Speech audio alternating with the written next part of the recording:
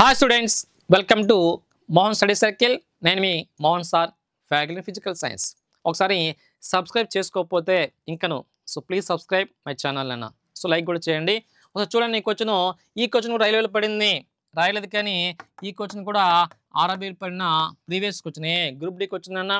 ఎప్పుడు చేయాలంటే 2020లో పడింది, కాల్ చెక్ చేసుకు ఖచ్చితంగా ఉంటుంది క్వశ్చన్. ఏంటో క్వశ్చన్ అట, for a spherical mirror the distance between pole and the center of the curvature is dash అని అడుగుతున్నాడు. In a spherical mirror the distance between pole and centre of the curvature is dash అంటున్నాడు. అర్థమైందా? గోళాక దర్పణంలో ఒక ధ్రువము మరియు వక్రత కేంద్రం మధ్య దూరాన్ని ఏమంటాం? ఆప్షన్ ఇచ్చాడు. యాక్చువల్గా మీకు ఫస్ట్ తెలియాలా అసలు గోళాక దర్పణం ఎలా ఉంటుందో.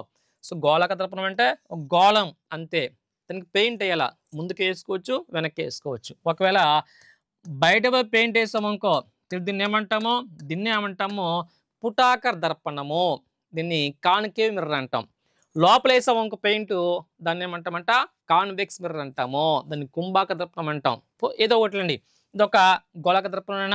అయితే దీనికి ఏముంటుంది సార్ అంటే గోళ కేంద్రం ఉంటుంది, the centre of the curvature ఉంటుంది.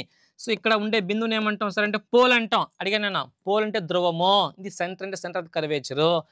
సెంటర్ పాయింట్ ఉంటుందా, ఆ సెంటర్ పాయింట్ ఏమంటాం నాభి అంటాం. నాభి ఉంటుందా ఎఫ్, దాన్ని నాభి అంటాం. ఇక్కడ ఉంటుంది నాభి. ఇప్పుడు చూడండి, ఈ పీకి ఈ సికి మధ్య దూరాన్ని ఏమంటాం సార్ అంటే ఆర్ అంటారు. గుర్తుంచుకున్న ఆర్ అంటే రేడియేషన్ అన్న, ఒకరితో వ్యాసార్థం అంటాం. అందులో సగం ఉంటుందట ఫోకల్ లెంత్ అనేది, నాభ్యంతరం అనేది.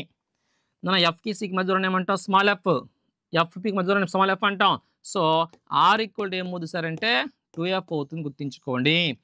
నాకు ఎఫ్ కావాలంటే ఏమవుద్దట r/2 అవుతుంది, గుర్తుంచుకోవాలి.